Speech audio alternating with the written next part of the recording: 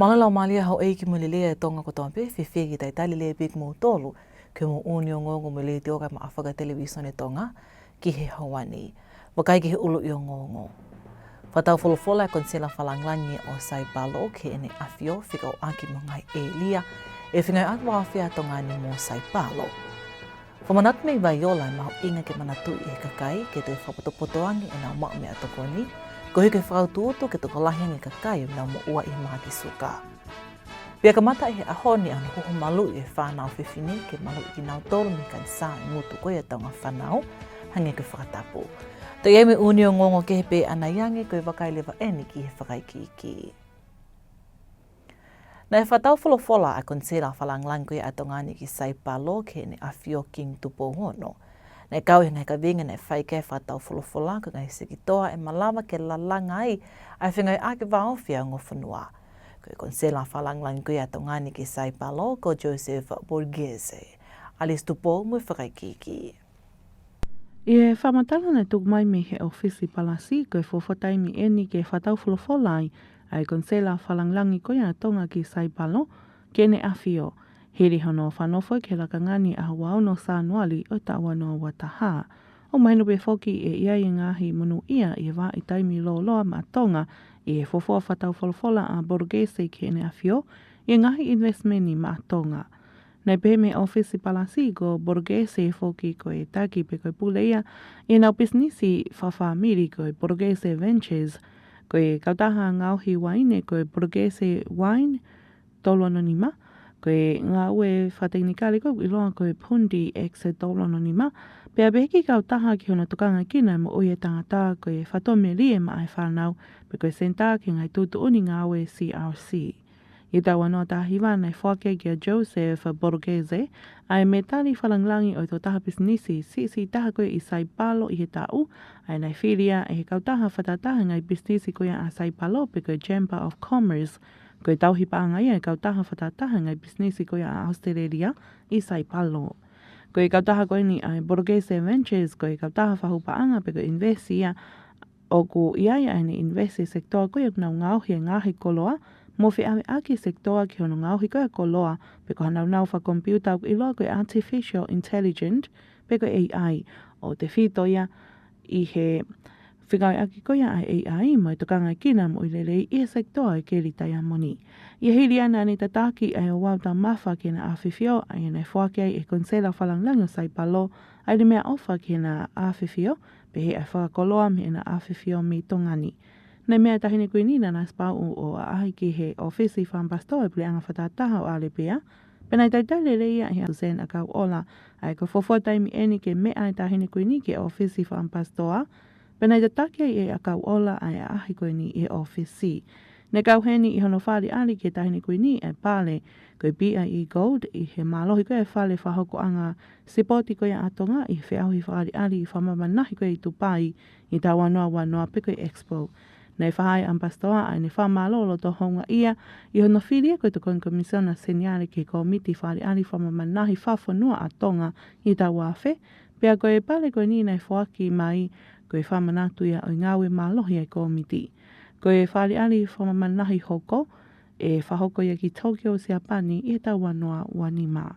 Maengonga le teo me Televisone Tonga ko wale stupo. O ku whakaaupe ke toi toko lahiangi ai ka kai o ku nau tala atu ke whale maha ki Paula o nau mo ua i he maha ki suka.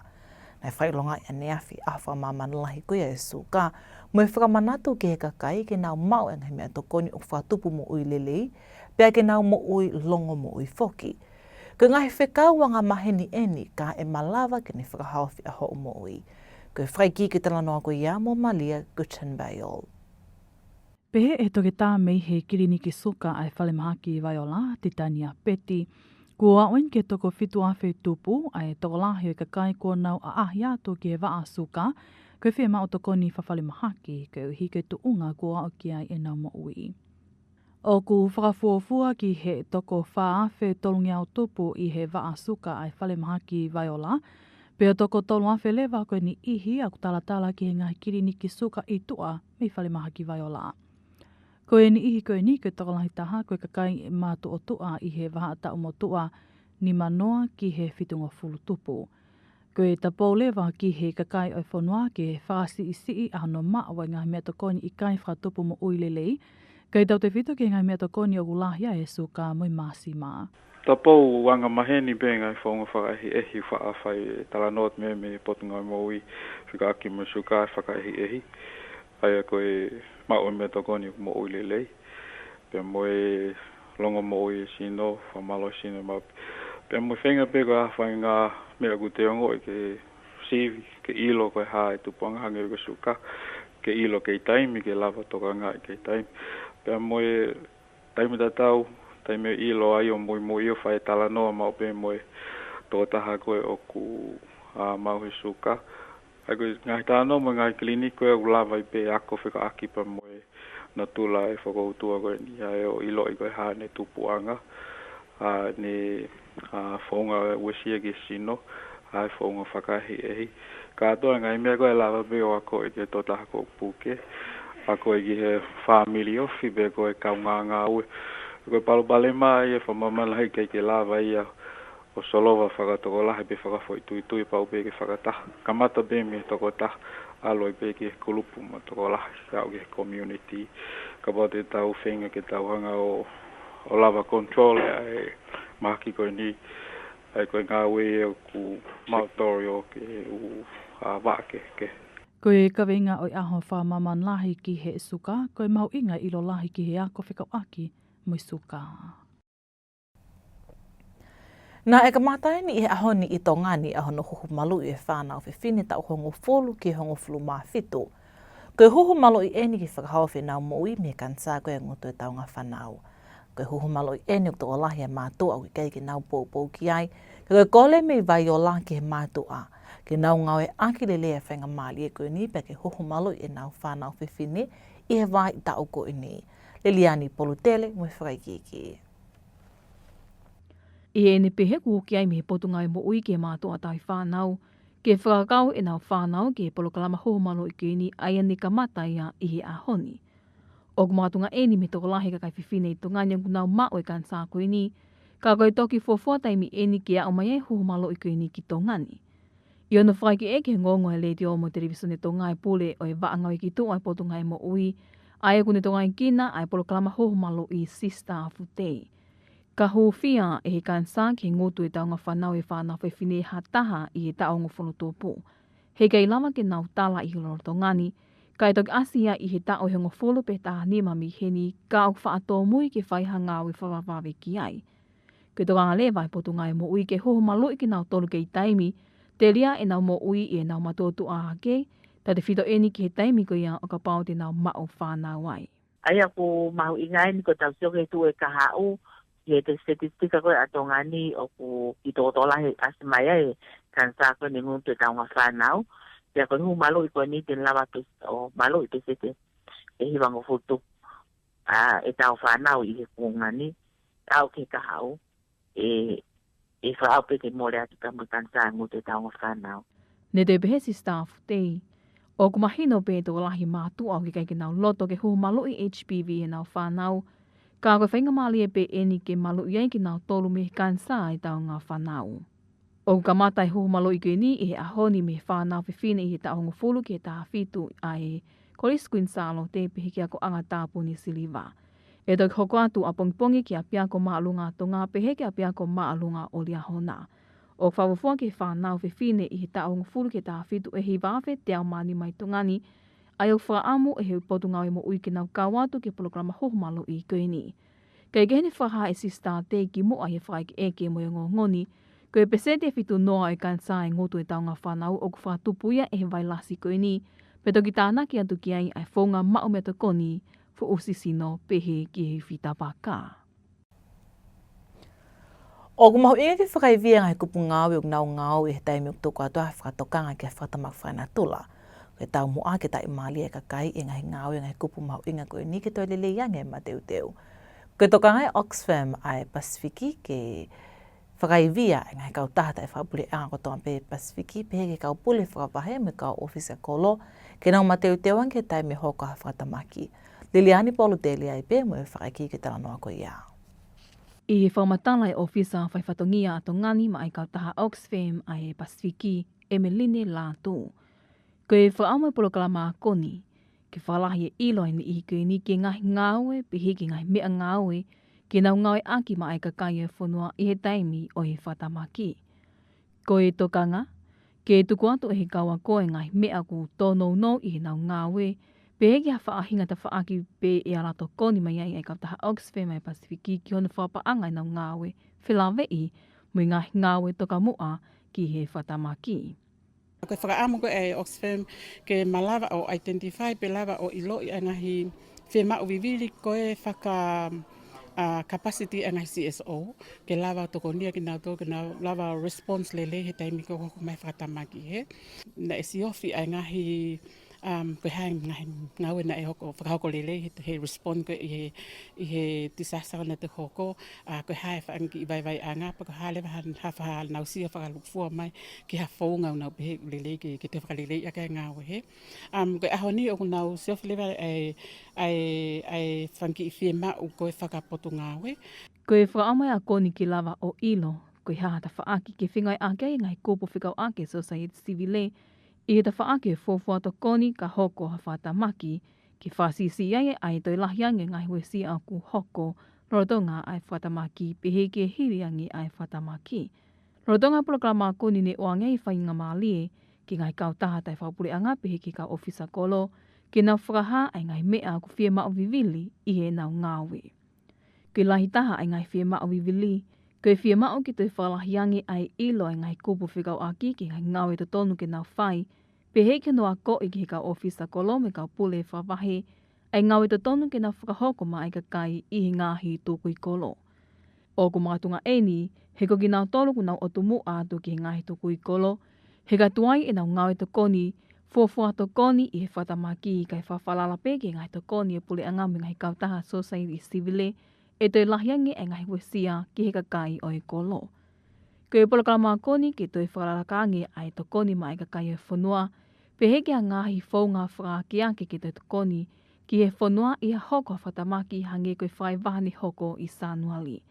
Koe polokalama koni nei ka mataia aniafi o whaose pia i a honi, o ka wautukei ka ofisa kolo, whawhunga mihi Caritas Tonga, whawhunga mihi Live and Learn Tonga, mui ngahi kautaha ki he pē.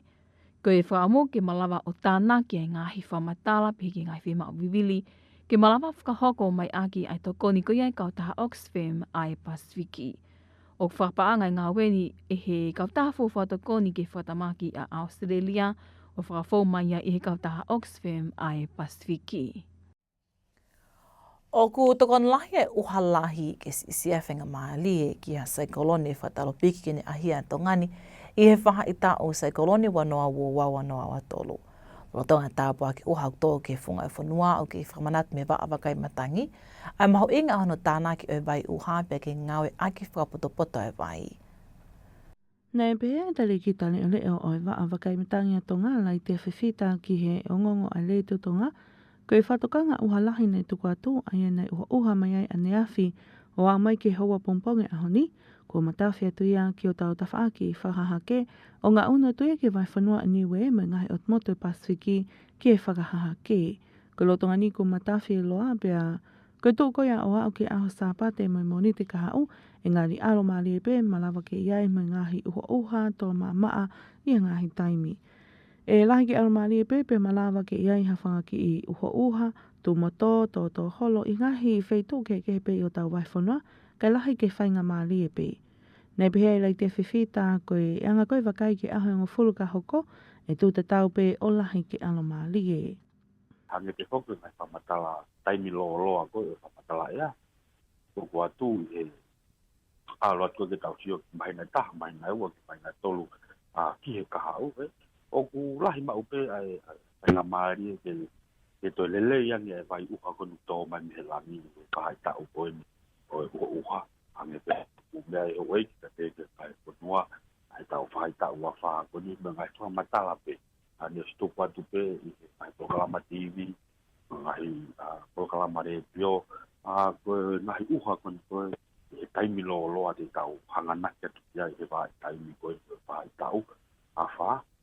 E te lelei ane, lahi ane ai uha pē wha mooni pē kiai, ngahi kua, au ripoti mai, whakamahina ai mahina koni ko tok mari watu ai lah yang ya uha o tāna ki me ka u wahe koni wae a ko sio ya ki te ulu tuku mai ai anga tua uha ke aho nima ke aho rongo ko kon ta ho mai e aho nima kon ta ho mai a me ke ta almari atu pe lah yang ya ai nga mari pe a ka yai pe u ha tu moto ya ngai time pa pe tu ngai yo tau ngai pa poni wa Nana te whamala ala i ki he lelei koe uha ke kau whaao tokanga, mai maho inga koe ke ngau e aki lelei ai vai i he loto ngani.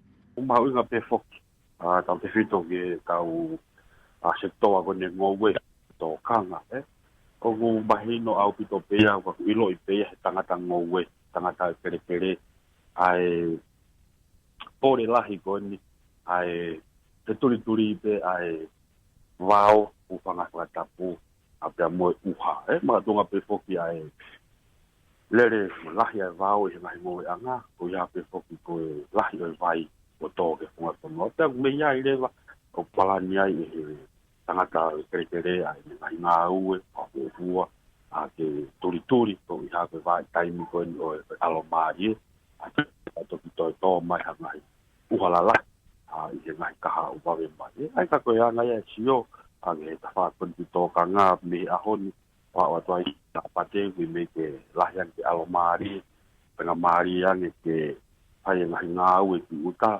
a ki he ki hono to kanga kina ai ta o foi me to koni ka pepe fo ki uta wala te fo ken wa ni hi o na maala ta ula wa me ka maala to kamu e o ma nga pe to pe fo ke a mo ngai ak ta fe ngai ak ke matala ya ko no tau eu pere nge se foki no we ko ni ko ki ono huo e pe foki ki ono tauhi no fana o fata tau ki e uha pe pela a Na te pehe e whiwhitak maho inga ki he kakai o whanua ke ngau e aki whapotopoto ai ngahi mau anga vai.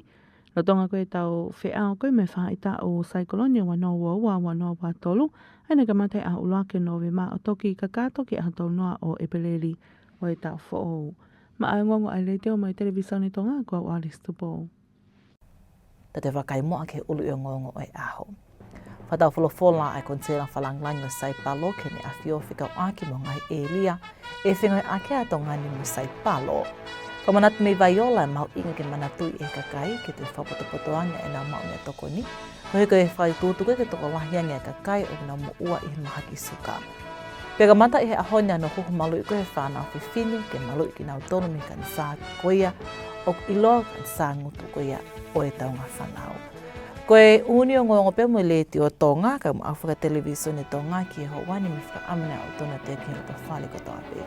Whamanatu atu ki ha o ngongo whetu tak mai ki whika telefoni ki o watolu ni mi ni maano. Whamalatu ki tau kei whi au mai ka mo mea.